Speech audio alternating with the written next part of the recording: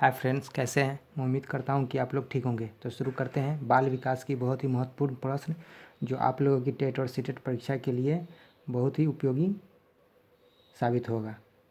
तो आज का प्रश्न है प्रश्न संख्या 11। वाटसन के अनुसार मनोविज्ञान व्यवहार का निश्चित विज्ञान है।